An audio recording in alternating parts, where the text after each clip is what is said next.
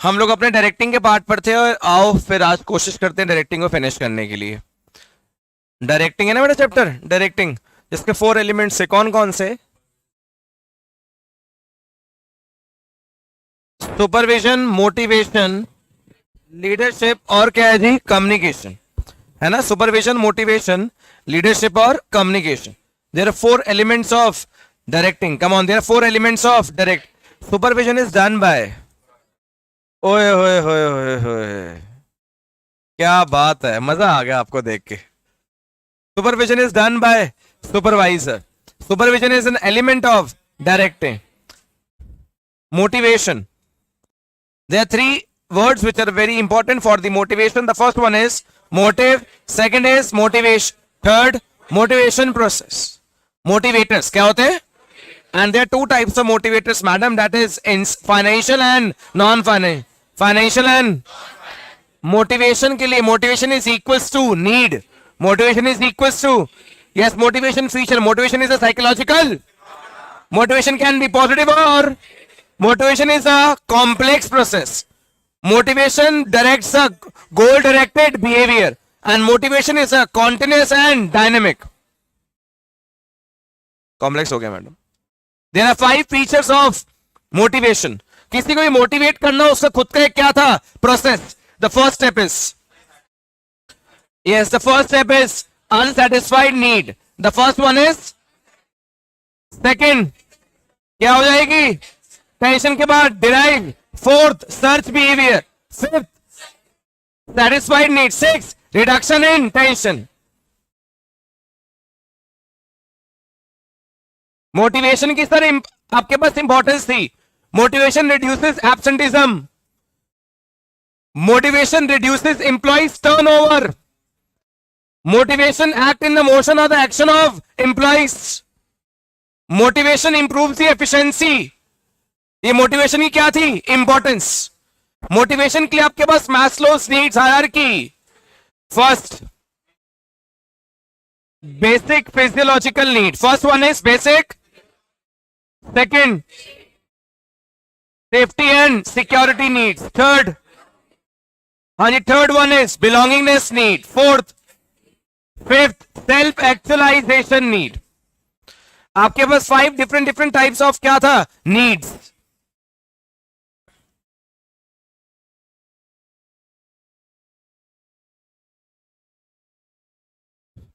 5 different types of क्या था बच्चे? 5 डिफरेंट टाइप्स क्या था? नीड्स. इसको बोलते थे Maslow's needs hierarchy theory. Maslow's needs hierarchy theory. Clear है इतनी बात? डन. नेक्स्ट और लास्ट टॉपिक था मेरे पास सर. नेक्स्ट और लास्ट टॉपिक था इंसेंटिव्स.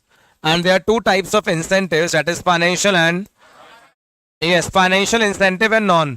और फाइनेंशियल और नॉन फाइनेंशियल के बारे में पार्ट बात करेंगे अगर, तो फाइनेंशियल का मतलब ये पार्ट जिसके अंदर क्या इन्वॉल्व हो? मनी. क्या इन्वॉल्व हो? पैसा. क्योंकि फाइनेंशियल से अच्छा ऑब्जेक्टिव कोई नहीं होता. क्योंकि हर एक एक्टिविटी जो गुड सर्विसेज परचेस करने के लिए चाहिए भी पैसा होता है. तो पैसे के लिए पैसा चाहिए भाई, इसलिए पैसा कमाना पड़ेगा. तो फाइनेंशियल एक ऐसा इंसेंटिव है जिसको कोई भी अडॉप्ट करके अपनी परफॉर्मेंस को इंप्रूव करना चाहता है. फर्स्ट वन इज पे एंड अलाउंसेस. पे एंड अलाउंसेस पार्ट हमारे पास बेसिक सैलरी ही होती है. बेसिक सैलरी का मतलब है अभी रोटी कपड़ा मकान का क्या रेट चल रहा है, क्या भाव चल रहा है, उसको बेसिक सैलरी बोला जाता है.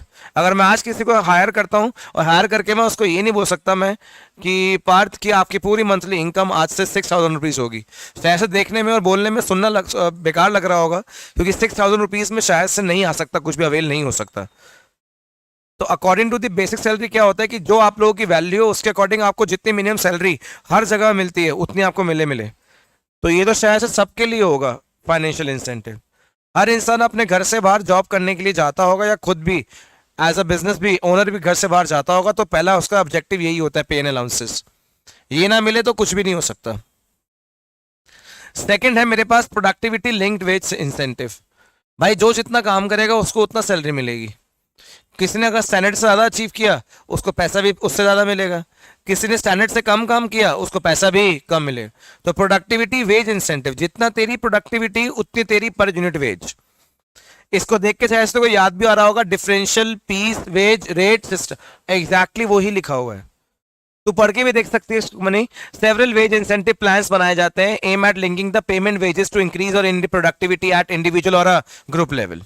इसका मतलब वही क्या कर दिया, 70 यूनिट्स मैंने एक स्टैंडर्ड सेट कर दिया, जो 70 या 70 से अब बनाएगा उसको 5 रुपीज के हिसाब से, और जो 70 से कम बनाएगा उसको 4 रुपीज और 3 रुपीज के हिसाब से। Third one is bonus. Bonus is a part of the profit. Bonus किसका पार्ट है, प्रॉफिट का। तो क्या बोल रहे हैं, it is incentive offered over and above the wages, over and above the wages, over and above the wages. Wages के अलावा जो मिलता है उसको क्या बोला जाता है यार, बोनस। क्या बोला जाता है, bonus. Over and above the wages is salary to the employee, generally when the employee reach their target or exceed the target. Whenever the employee achieves the target or exceeds the target, there will be an automatically achievement of organization goal. And if the organization goals achieves, that means the organization will definitely earn the profit. Then the profit should be shared. Profit क्या होना चाहिए, in the form of bonus. This will give them a great motivation to do better in future. Yes. तो अपने आप भी चीजें add कर और एक्सप्लेनेशन की तरह लिख के दिखाना है वैसे इसको। तो फाइनेंशियल इंसेंटिव मेरे पास कौन कौन से हो गए बोल, basic pay and allowances, second productivity week, third bonus, fourth profit sharing. Over and above profit sharing, the organisation offers shares in the profit to the employees as an incentive for encouraging them employees for working efficiently. This serves to motivate the employees to improve their performance and contribute to increase the profit. Next one is co-partnership or a stock option. This comes, ये बहुत बार आता है Sukhmani. Stock option क्या होता है, motivate करने के लिए जो कंपनी का एम्प्लॉय होता है उसी को कंपनी के शेयर्स को मार्केट रेट से कम प्राइस पे मिल जाता है। तो ये शेयर से अगर तूने शेयर पढ़ा हुआ अकाउंट, शेयर अकाउंटिंग, तो शेयर अकाउंटिंग में एक तेरे पास फेस वैल्यू होती है और एक तेरे पास डिस्काउंटेड वैल्यू होती है। तो issued at discount and redeemed at par.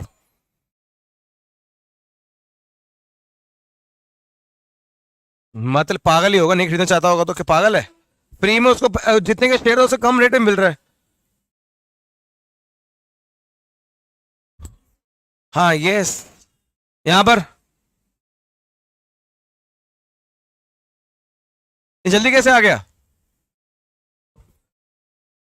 Road पे थोड़ा सा सो गया था ये।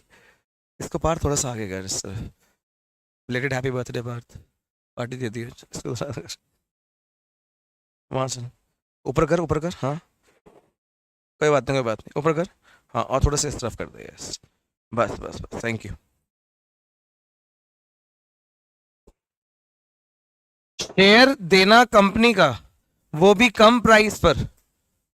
जब भी वो रिडीम करवाना चाहता हो तो एट पार मिलेगा, जितने की वैल्यू होगी।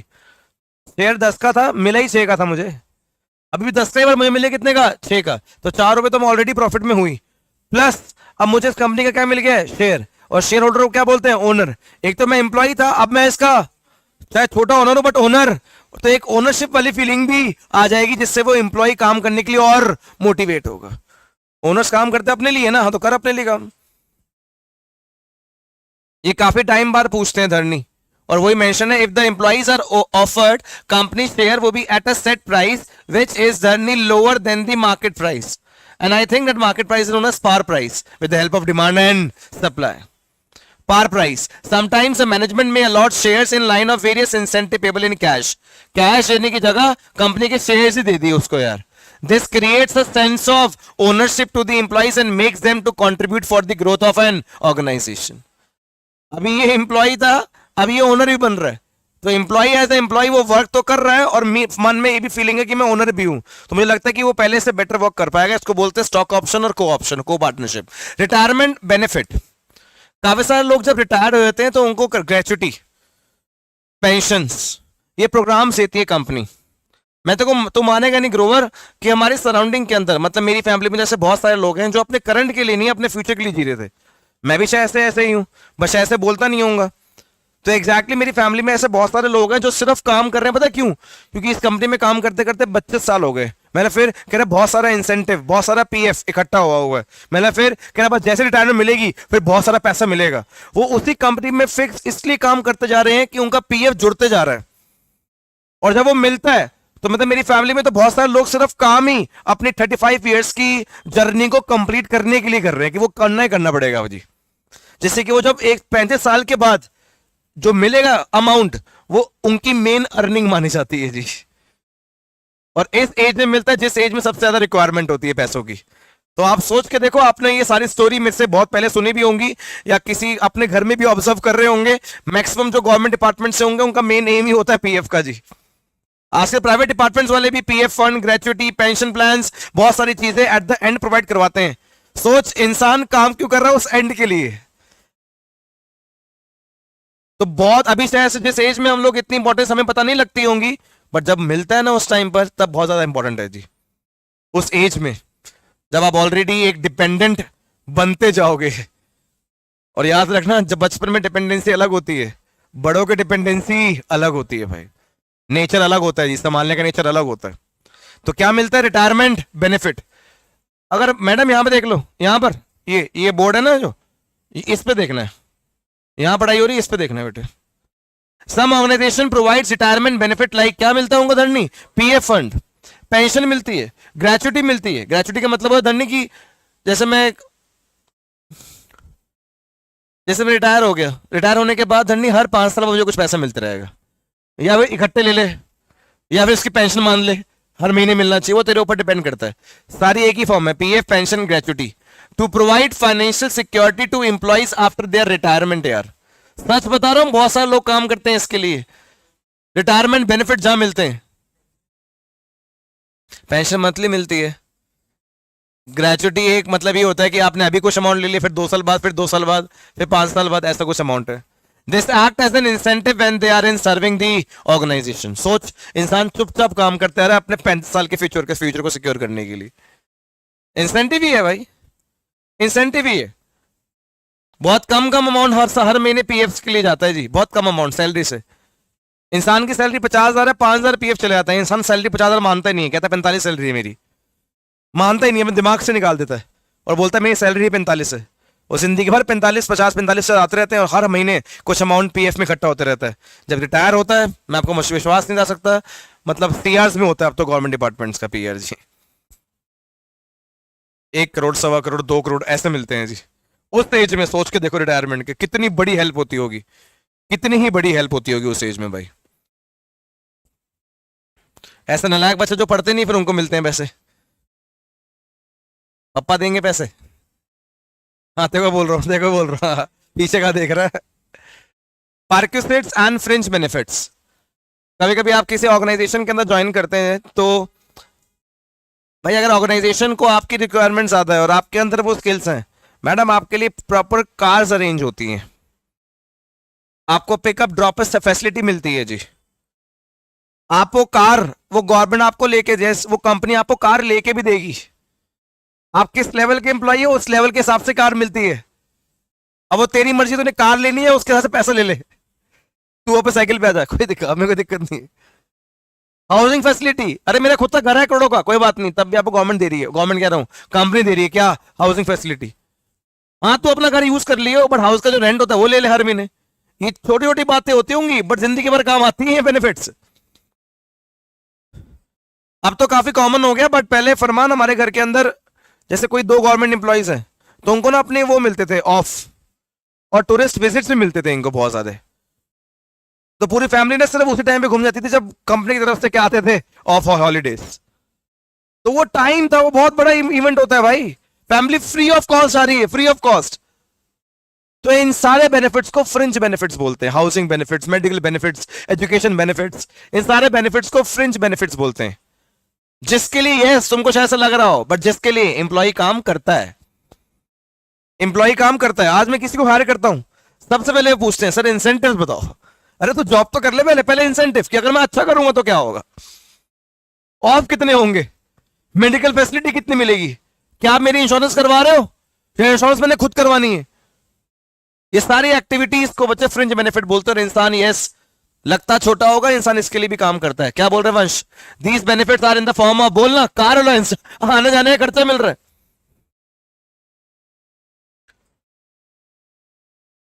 Yes, housing, medical aid, education to the children, they are over and above the salary and provides motivation to the employees or manager. ये सारे मेरे पास financial, yes come on, first financial, pay and allowance. हाँ जब paper में आएंगे तो फिर बता नहीं पाओगे, पहले बता रहा हूं। 2 ही तरह के इंसेंटिव है, फाइनेंशियल और नॉन फाइनेंशियल, और आएगा क्वेश्चन पक्का। जब पूछूंगा ना वहां करते रहना कि फाइनेंस में होगा, पैसा इसमें है या नहीं है। अब पता नहीं तुम किसकी तरह सोच रहे हो, कंपनी तो जो भी देगी सब में पैसा है, कंपनी जो भी प्रोवाइड करवाएगी सब में पैसा है भाई। ये सारे फाइनेंशियल है, फाइनेंशियल फाइनेंशियल, जिसके अंदर क्या इन्वॉल्व है, मनी, क्या इन्वॉल्व है, पैसा। तो फर्स्ट क्या बोल रहे हैं यार, बोलना pay and, second productivity link wage incentive, third क्या है बोनस, फोर्थ क्या है प्रॉफिट शेयरिंग, फिफ्थ क्या है को partnership, six retirement benefit, seven perquisites. अब मेरे पास कौन सा आ गया, नॉन फाइनेंशियल। हाँ जी रुद्राक्ष रीड करो, ये नॉन फाइनेंशियल लिखा हुआ, all the individual needs are not satisfied by money alone. सारी नीड्स सिर्फ पैसों से ही सेटिस्फाई नहीं हो जाती सिमरन, सारी नीड्स पैसों से ही सेटिस्फाई नहीं हो जाती। The employees who have more of esteem and self actualisation need, जिनके पास ज्यादा क्या है, एस्टीम एंड सेल्फ एक्चुअलाइजेशन, कम और ज्यादा क्या है, esteem and need active in them get satisfied with the non monetary incentive only. भाई जिसका पैसा है ऑलरेडी, एग्जैक्टली हमारे पॉलिटिकल पार्टीज में बड़े बड़े लोगों को लीडर बनाने का ऑप्शन ही यही होता है कि जब इतना बड़ा पैसा इनके पास ऑलरेडी है तो करप्शन पार्ट में इन्वॉल्व नहीं होंगे। काफी मूवी एक्ट्रेस को एक्ट्रेसेस को बना दिया जाता है जी, कि इनके पास तो ऑलरेडी फंड्स हैं, पब्लिक के काम करवाने के लिए जितना पैसा देना होता है या जितनी करप्शन इन्वॉल्व होती है उतने पैसे तो ऐसे कमा लेते हैं ये लोग, तो चाहे से क्या पता ये चीज में इन्वॉल्व नहीं होंगे। अरे इतने बहुत सारे लोगों के लिए हमारी कंट्री में सिर्फ फाइनेंशियल नहीं, नॉन फाइनेंशियल इंसेंटिव बहुत इंपॉर्टेंट है। पैसा ही सब कुछ मोटिवेट नहीं करता, ऑलरेडी जब इसके पास हो। पोजीशन मैटर करती है, सेटिस्फैक्शन मैटर करती है, रिस्पेक्ट मैटर करती है भाई। So there are two types of incentive. Come on, there are, एक कौन सा है फाइनेंशियल और एक भामती, बहुत इंपॉर्टेंट है बेटा ये टॉपिक, भामती ये टॉपिक बहुत इंपॉर्टेंट है। कौन सा, नॉन फाइनेंशियल फाइनेंशियल। फर्स्ट बोल स्टेटस, पहला नाम ही आ गया स्टेटस भाई। वो सुना तूने, इज्जत कमाने में बहुत टाइम लग जाता है, बिगाड़ने में 1 मिनट, है ना, सब खराब हो जाएगा एक ही बारे में। क्या बोल रहा है Vansh, it refers to the authority and recognition and prestige related to the by offering a higher status in the managers can motivate employees having esteem and self actualization need active in them। तो एक status मिल जाए, एक status मिल जाए। अब रमनीक जी मुझे कह रहे हैं कुणाल से मुझे काम करो, मिलान जी बोलो, ज्यादा ट्रेनिंग के बारे में डिस्कस कर रहे थे हम लोग एक दिन, कैमरा और शूटिंग के बारे में। तो वो एग्जाम मैंने किसका लिया था, ऑर्गेनाइजेशन के लिया था। अब रमनीक मुझे कह रहे हैं कुणाल सर एक काम करो आप, है ना जी बोलो, कह रहे सर आप ना मेरा एक आईडी कार्ड बनवा दो। मैंने अच्छा उसमें क्या लिखना है, क्या उसमें लिख दो आप मार्केटिंग मैनेजर। सर स्टेटस मेरा पैसा सैलरी इंक्रीज कर देते हैं यार रमनीक। रमनीक कह रहा नहीं, कह रहा सैलरी नहीं चाहिए, कह रहे ये क्या बोल रहे हो, क्या सर मुझे स्टेटस चाहिए, क्या चाहिए स्टेटस, इसको क्या बोलते हैं बच्चे स्टेटस। सेकंड क्या है, ऑर्गेनाइजेशनल क्लाइमेट, काफी इंपॉर्टेंट, काफी ज्यादा इंपॉर्टेंट। एक प्रैक्टिकल एग्जांपल है, उस प्रैक्टिकल एग्जांपल के बेस से बताऊंगा बट नाम नहीं लूंगा ऑर्गेनाइजेशंस का। सुनना, एक ऑर्गेनाइजेशन था, एक ऑर्गेनाइजेशन था जिसमें मैं वर्क करता था, वो जनकपुरी में था। ये 2012 की बात कर रहा हूं मैं फरमान, तब मैं फरमान 12,000 रुपीज वहां से सैलरी मिलती थी। और एक ऑर्गेनाइजेशन थी जो उत्तम नगर से आगे जाकर थी, वहां से मुझे 70,000 मिलती थे, सेम सब्जेक्ट पढ़ाने थे, मॉर्निंग में 1.5 और दोनों जगह जाना था। बट मैं सही बता रहा हूँ धरनी कि जब मैं ये 12,000 वाली जगह जाता था तो वहां पे एक रिस्पेक्ट डिफरेंट थी, वहां पे हर एक डिसीजन में मेरी इन्वॉल्वमेंट थी। मैं कमाता सिर्फ 12,000 होऊंगा बट इन्वॉल्वमेंट थी यार। जहां मैं 70 कमाता था वहां मुझसे पूछते भी कुछ नहीं थे, वहां पानी नहीं पूछा आज तक, कोई रिस्पेक्ट नहीं थी यार, आओ पढ़ाओ जाओ, आप कुछ नहीं हो, ऐसा फील होता था कि आप कुछ नहीं हो वहां जाके। तो एग्जैक्टली मेरे पास ऑप्शन आ गया कि स्टूडेंट्स कॉमन भी होना शुरू हो गए, जगह भी कॉमन थी, तो ऑप्शन आ गया कि आपको एक जगह कोई लीव करनी होगी। मैं आपको सच बता रहा हूं, आपको शायद से विश्वास नहीं होगा बट मैंने 70 वाला ड्रॉप कर दिया था। मैं ठीक है कम से कम यहाँ पे टेंशन तो नहीं है यार, मैं कम से कम एंटर करता हूँ तो सारे खड़े हुए तो रहते हैं, वेस्ट तो कर देते हैं, मॉर्निंग आफ्टरनून तो बोल देते हैं, पानी तो कोई पूछ लेता है, कभी ऑफ मुझे करना हो तो मैं बोलता हूं तो बोलते हैं सर कोई दिक्कत नहीं है यार, कहीं मुझे एक्स्ट्रा क्लास लेनी तो मुझे सपोर्ट भी तो करते हैं। तो वहां जो बिहेवियर था, नेचर था, मुझे ना उस वक्त पैसे के मैंने इंपॉर्टेंस ज्यादा नहीं दी। मैं ऑलरेडी अपनी एकेडमिक्स में क्लासेस लेता तो था, बट मॉर्निंग के 2 आवर्स में फ्री हुआ करता था, तो मैंने फिर यहां प्रेफरेंस दी जनकपुरी में। तो भाई कई बार ना सिर्फ ऑर्गेनाइजेशन का क्लाइमेट ही मैटर करता है, सिर्फ ऑर्गेनाइजेशन का क्लाइमेट ही काफी है, सिर्फ पैसा इतना काफी नहीं है। देख क्या बोल रहा है, जरा बोलिए एक बार। It refers to the relation between the superior and the a positive environment. क्या बोल रहे हैं आप? Yes, a positive environment adopted by the creates a better organization climate, whereas a negative approach may spoil the climate. लड़ाई हो, problems हो, ma'am politics से चलता है ऑर्गेनाइजेशन के अंदर। आप मानोगे नहीं, जिस डिपार्टमेंट में, प्राइवेट में तो चलो फिर ठीक है, आपके पास ऑप्शन होते हैं। यक्ष इंसान को कोई दिक्कत कर रहा है, कोई उसका बॉस दिक्कत कर रहा है, कोई कलीग दिक्कत कर रहा है, कोई प्रॉब्लम क्रिएट कर रहा है, तो वी कैन चेंज। जबकि इजी नहीं है वी कैन चेंज। अगर तो एक अच्छे ऑर्गेनाइजेशन के अंदर काम कर रहा है प्राइवेट के अंदर, तो पहले थोड़ा वहां से एक्सपीरियंस चाहिए, तब तो चेंज कर सकता है। एंड इतनी रिस्पॉन्सिबिलिटी, इतनी माइंडिंग्स, इतने बड़े बड़े पॉलिटिक्स। कहते हैं लाइफ के अंदर अगर टेंशन नहीं चाहिए ना, तो 2 लोग बढ़िया होने चाहिए, एक कलीग्स, एक नेबर्स। मजाक नहीं कर रहे आप लोगों को। कलीग मतलब जो आप लोगों के साथ होते हैं आपके ऑफिस में, जहां के आप कमाने के लिए जाते हो, वहां के आसपास के लोग। और नेबर्स मतलब है जहां आप अपने सुकून और शांति के लिए जाते हो, घर, उसके आसपास के लोग। अगर इन दोनों में से कुछ भी खराब होगा ना, हर इंसान कहता है सबसे पहले इसे खत्म करो। अगर जगह खराब है तो घर चेंज करो, कंपनी खराब है तो जॉब चेंज करो। क्लाइमेट बहुत मैटर करता है भाई। इंसान डिप्रेशन में चले जाता है, बहुत सारी चीजें होती हैं, तो इट्स बेटर इसको चेंज। तो भाई सोच, पैसे से ज्यादा इंपॉर्टेंट है ऑर्गेनाइजेशनल क्लाइमेट यार। Third importance, career advancement opportunity. Career advancement opportunity, ये मैंने बात आपको एग्जांपल रमनीत का दिया था। हम लोगों ने पहले एक क्लियरली मेंशन किया हुआ है, आप पढ़ो, आप और इंप्रूव करो अपने आप को। आपको पढ़ने के पैसे भी मिलेंगे, आपको सैलरी मिलेगी। एग्जैक्टली अगर आप लोग इंप्रूव यहां पे नहीं कर पा रहे तो आप इंप्रूव कहीं और करोगे, बट यस, किसी का कोई एंड नहीं है। तो एटलीस्ट समर, जब तुझे दिखता है कि तेरे सामने वाला एम्प्लॉय और वर्कर बेटर परफॉर्म कर सकता है, so we are providing a better knowledge, we are providing the opportunity to them. तो हम उसको क्या प्रोवाइड करवा रहे हैं? अपॉर्चुनिटीज। तो क्या है हमारे पास? Career advancement opportunities. तो every individual wants to grow to the higher level in the organisation, तो मैनेजर्स शुड प्रोवाइड एन, क्या प्रोवाइड करवाए? Opportunity to employees to improve their skills and promoted to the higher level jobs. Next, job enrichment, बार बार पूछते हैं। अब हिमोनिस एक ही employ और एक ही वर्कर ना काम करते करते एक ही तरह का बोर हो जाता है। तो आप एक काम करो, उसकी फील्ड तो सेम है, बट प्रोसेस, काम करने का तरीका, कुछ ना कुछ नई नई चीजें प्रोवाइड कराते रहो, जिससे कि वो एम्प्लॉय गेट, मतलब इन्वॉल्व रहे, बिजी रहे। जब कोई नया टास्क मिलता है ना, कोई नया ऑब्जेक्टिव मिलता है, तो एक ना क्यूरियोसिटी आती है कि चल इसको करते हैं, कैसे होगा। अब इसको पता है रोज घर से निकलना है, सेम ऑब्जेक्टिव मिलना है, सेम टास्क है जी। तो एग्जैक्टली ये चाहती है कि मुझे ना कुछ वेराइटीज मिले। मुझे क्या मिले? वेराइटीज। जैसे कि देखो क्या बोल रहे हैं, employees get bored, employees get bored by performing a routine jobs. Routine job से बोर हो गए। They enjoy doing jobs which offer them a variety, variety, variance मिलता हो। आज कुछ है, कल कुछ और ऑब्जेक्टिव है, कल कोई और पार्टिसिपेंट है। An opportunity to show their skills by offering challenging jobs, autonomy to perform the job, interesting job, employees get satisfied and they are motivated. याद रखना, तेरा 2 टाइप्स ऑफ इंसेंटिव कौन कौन से हैं जी?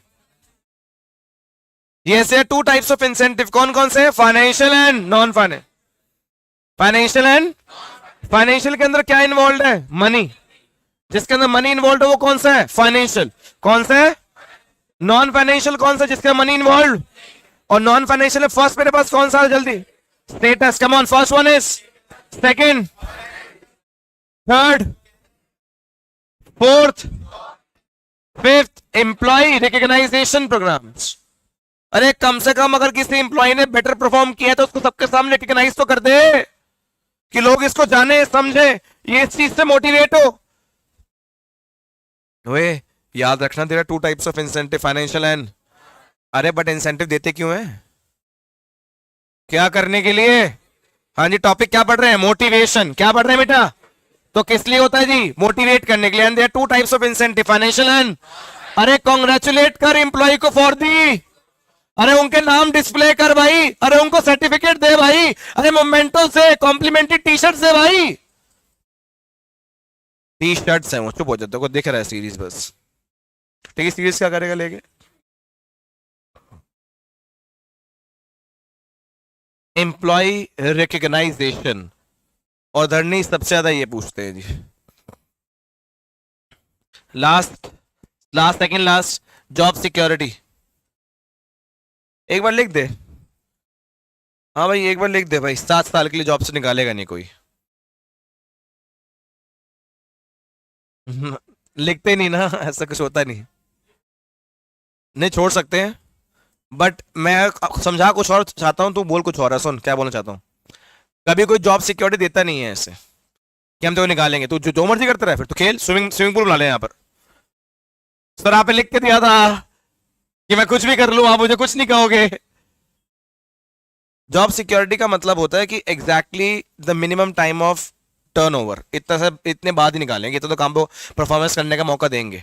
सुना वो प्रिंसिपल, सुना स्टेबिलिटी ऑफ पर्सोनल, वो एप्लीकेबल होता है जॉब सिक्योरिटी में। कभी कोई गलती करोगे आपको एकदम से निकाल देंगे। जॉब सिक्योरिटी होती है ना, तो इंसान अपनी जॉब को अपनी वेजेस के अकॉर्डिंग अपनी लाइफ के एक्सपेंडिचर डिसाइड करता है। 2 साल में एक ऑर्गेनाइजेशन के अंदर काम कर रहा हूं, मंथली बेसिस जितना पैसा कमाता हूं, मेरे खर्चे ऑलरेडी बजट बन जाते हैं। बाई चांस गलती से भी अगर मेरे को जॉब से निकाल दिया गया तो मेरा पूरा बजट हिल जाएगा अगले 1-2 साल तक का। पैसे बेशक कम दे देना, बट जॉब को सिक्योर करके देना। नॉन फाइनेंशियल के अंदर तभी आता है। क्या बोल रहे हैं देख, employees want their job to be and also stability about the budget. हिल जाएगा नहीं तो भाई। आप बस ये वादा कर दो, मैं अपना पूरा 100% देने के लिए तैयार हूँ। आप वादा कर दो मुझे निकाल मत देना, मेरे को बड़ी टेंशन रहेगी। अगर मुझे मन में ये लगे रहेगा ना कि आप कभी भी निकाल दोगे, तो मैं कभी ढंग से काम नहीं कर पाऊंगा। आप एक बार कुछ ना कुछ हिंट दे दो, लिखवा दो, बोल दो, बता दो कि yes you will get promoted, और यू आपकी जॉब क्या रहेगी, stable, but you have to prove yourself. आपको करते रहना पड़ेगा, ठीक है, बस एक बोल दो, बस ये बात। And work so that they do not feel worried about these aspects. But the negative aspects of job security is that when people feel that, जब अयान जैसे लोग समझ जाएंगे हाँ भाई हमको तो क्या मिल गई है, job. when people feel that they are not likely to lose their, they may become incompetent. काम ही नहीं कर रहे, ऑफ पे आ गए, छुट्टी, बीमारियां शुरू, क्योंकि हमने इसको क्या प्रोवाइड करवा दी, job security. And the last one is employee participation. If there is any decision which is related to the employee, कोई भी डिसीजन अगर वो डिसीजन एम्प्लॉय से रिलेटेड है, तो प्लीज मैं आप लोगों से रिक्वेस्ट करता हूं कि एम्प्लॉयज को पार्टिसिपेट कराओ, एम्प्लॉयज को इन्वॉल्व कराओ, एम्प्लॉयज को बोलो कि बीच में इन्वॉल्व हो, और जब डिसीजन लेने में वो बीच में इन्वॉल्व होंगे तो वो क्या हो जाएंगे, मोटिवेट। तो क्या बोल रहे हैं, इट मींस इन्वॉल्विंग, बामती, involving employees in the decision making, specially when the decisions are related to the workers. हर डिसीजन में नहीं, जो डिसीजन सिर्फ किससे रिलेटेड हो, वर्कर्स से, उन्हीं तरह के डिसीजन में किसकी इन्वॉल्वमेंट करवाओ, वर्कर्स की। Yes, non financial incentive, the first one is status, second organisational climate, third career advancement opportunity, fourth job enrichment, fifth employee recognisation program, six job security, seven employee participation, eight employee empowerment. मतलब क्या, authority देना, क्या देना, authority.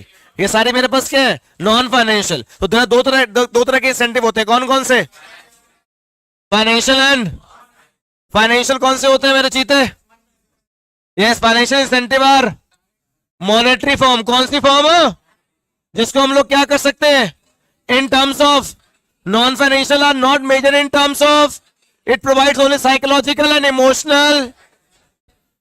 हाँ जी, financial incentives are more suitable for the, non financial incentive are suitable for the.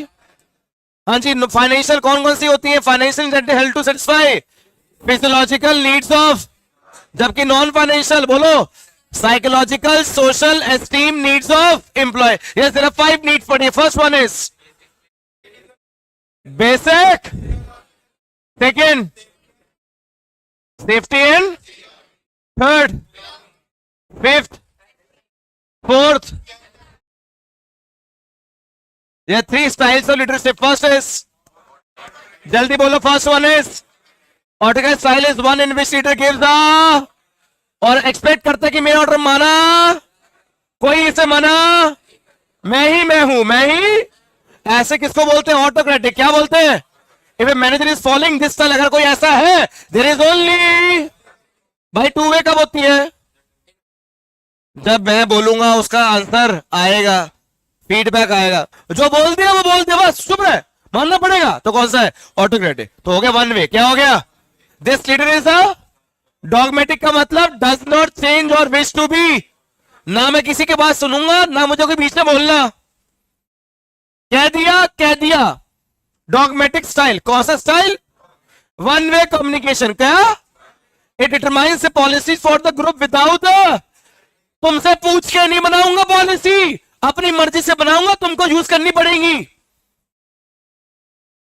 Under this style all the decision making power is, yes we know that there are two things, that is centralisation and, यहां पे कैसा है? Centralise. और कौन होगा centralise? Leader. कौन होगा leader? और उसका नाम क्या है? डॉगमेटिक. क्या नाम है? ऑटोक्रेटिक. क्या नाम है? It is like, yes, bossing. That is what is called boss centred leadership. क्या बोलते हैं इसे? हाँ जी, वन वे कम्युनिकेशन. बोलो डॉगमेटिक. बोलो dogmatic. Boss centre leadership. Boss centre leadership. One way communication. कौन सी कम्युनिकेशन? यस, इस following is based on assumption that, अगर सही करेगा तो रिवॉर्ड दूंगा, बुरा करेगा तो रिवॉर्ड भी मिल सकती है, और both can be given depending upon the this style of leadership normally be use in the. मेरा ऐसा नेचर नहीं है. जब एनवायरमेंट में ऐसा, यस, जब ऑर्गेनाइजेशन के अंदर ऐसा काम आता है, तब जाके मैं ऐसा लीडर बन जाता हूं. तो रेयर ओकेशंस में मैं ऐसी स्टाइल ऑफ लीडरशिप यूज करूंगा जिसका नाम है ऑटोक्रेटिक. क्या है? और क्या है? ऑटोक्रेटिक. नेक्स्ट कौन सा है? वो वन वे था तो ये, वो बॉस सेंटर था तो ये ग्रुप सेंटर. सुन रहे हो? वो वन वे था तो ये, वो बॉस सेंटर्ड है ये. वहां उनसे पूछ के, एम्प्लॉय से पूछ के कोई डिसीजन, या एम्प्लॉय से पूछ के decision, it is called as democratic. क्या बोलते हैं? क्या है नाम?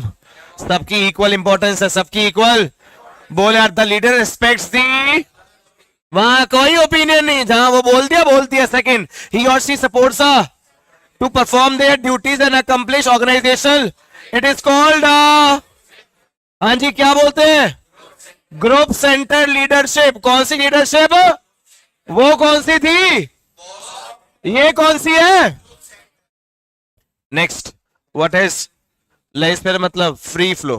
लेजिस्लेटर मतलब वहां कौन सा था? One way. यहां क्या है? Two way. यहां three, that is free flow. बोलना, पहले कौन सा था? One way. Boss centered, group centered, subordinate centered. क्या? पहले वाला कौन सा था? बोलना यार. बॉस सेंटर्ड, वन वे, वहां सारे डिसीजन, वहां डिसीजन किससे पूछकर, यहां डिसीजन लेगा ही कौन?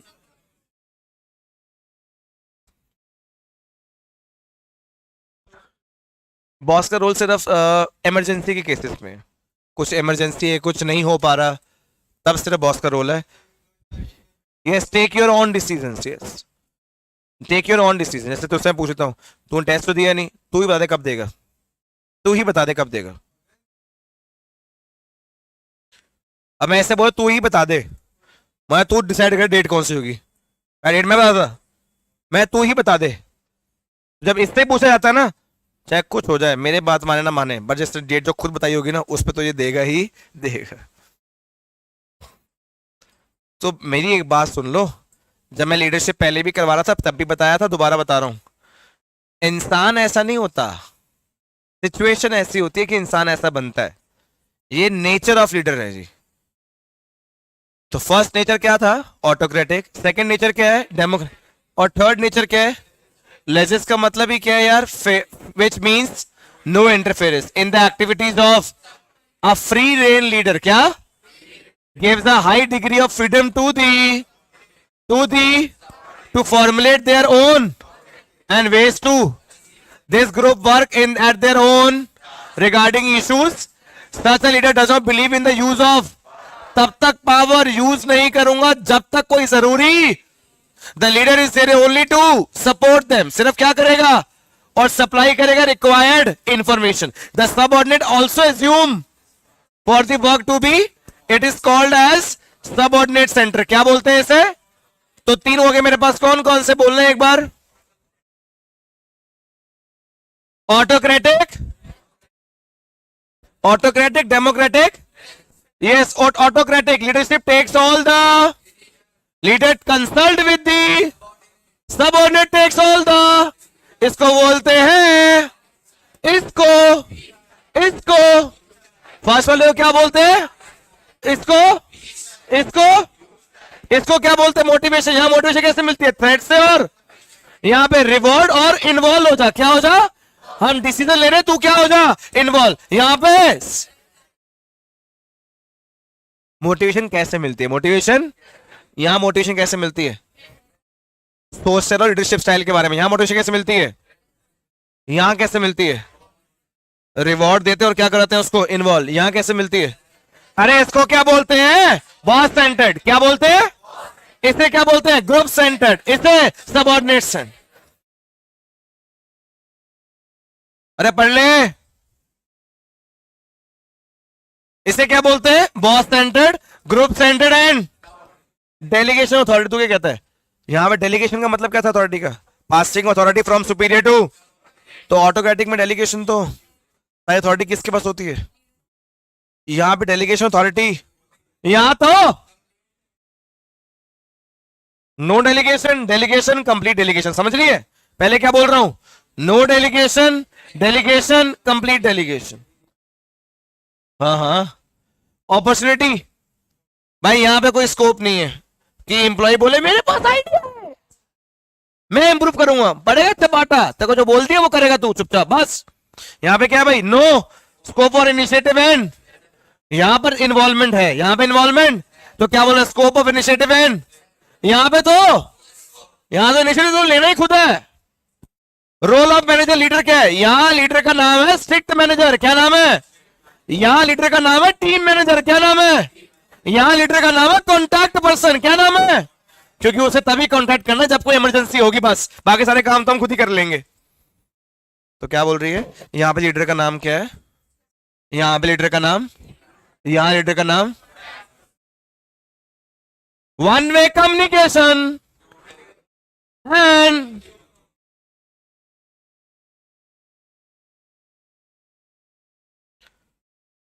नीचे से ऊपर जाएंगे जी. Come on. मैनेजर का नाम, यहां इनिशिएटिव है, यहां है, यहां तो हाँ जी डेलीगेशन है, यहां है, यहां तो यहां का, यहां मोटिवेशन के लिए, मोटिवेशन के लिए, मोटिवेशन के लिए इसको क्या बोलते हैं? इसको so there are three styles of leadership. Come on, there are three styles of. First one is autocratic. First one is, second one is, third, last कौन सा है? किसे बोलते हैं? Communication.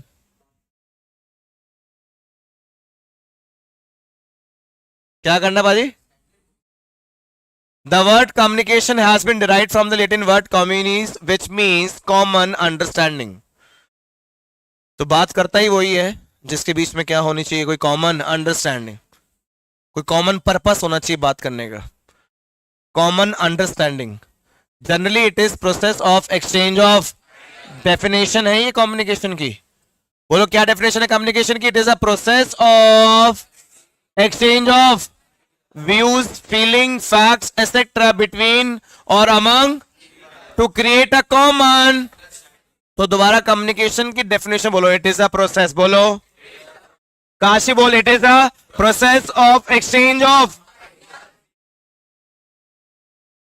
between or among the to create a, क्योंकि communication derived from the Latin word that is communis, that means common understanding. So it is a process to create the common understanding by exchange of ideas, facts, feelings. यहाँ पे दो लोग involve हो गए ना, एक sender और एक, हाँ जी, एक सेंडर और एक जो इन्फॉर्मेशन दे रहा होगा वो कौन है, जिसको मिल रही होगी वो कौन है।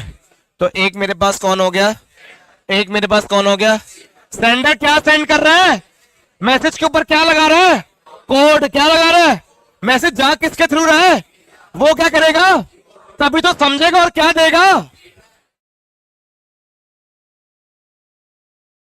Process of communication, come on, process of, ये कम्युनिकेशन का क्या है मेरे पास, प्रोसेस।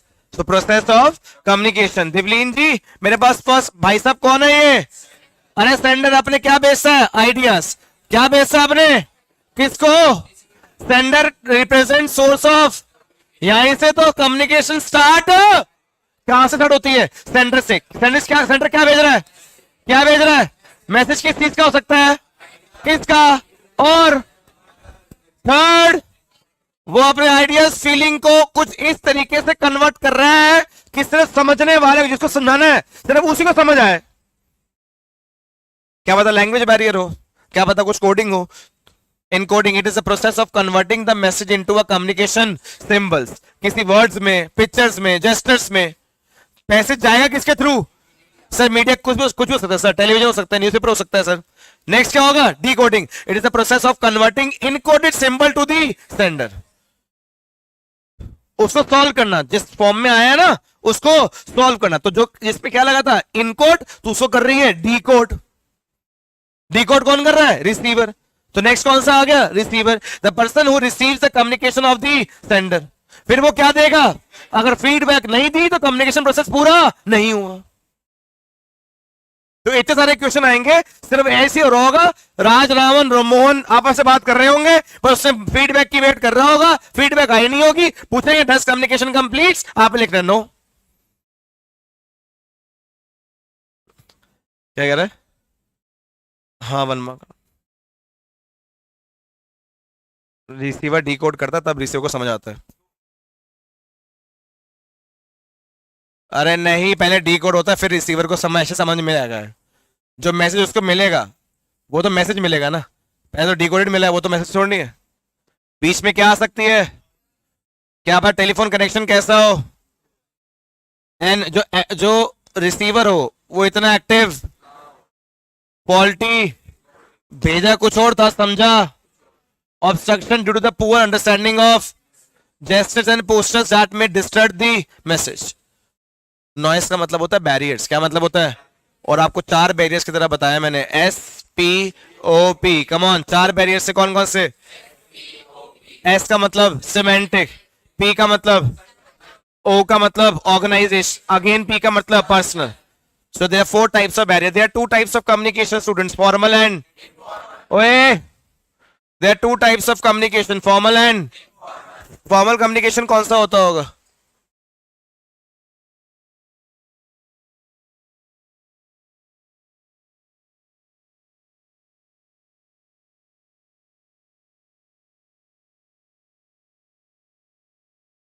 ऑफिशियल चैनल्स के अकॉर्डिंग डिस्कशन जहां होती हो, ऑफिस वर्क के बारे में डिस्कस होता हो, कोई पर्सनल बात ना होती हो, तो उसको कहते हैं फॉर्मल। क्या कहते हैं, तो yes there 2 types of communication, formal and there are 4 barriers, come on, there are, first barrier is barrier of communication, the first barrier is, second, third, fourth. आती है बात समझ, एकदम क्लियर है। ये क्या है मेरे पास, बैरियर्स, ये मेरे पास क्या है, बैरियर। ये स्टाफिंग चैप्टर अभी आप लोगों ने कंप्लीट किया मेरे साथ इससे पहले। स्टाफिंग का एमसीक्यू टेस्ट कंडक्ट करेंगे कमिंग संडे जी, ओनली एमसीक्यू। मैंने आपको पूरी फाइल भेजी हुई है 200 क्वेश्चंस की स्टाफिंग की, जिसमें से 100 क्वेश्चंस हम लोगों ने ऑलमोस्ट फिनिश किए थे जी।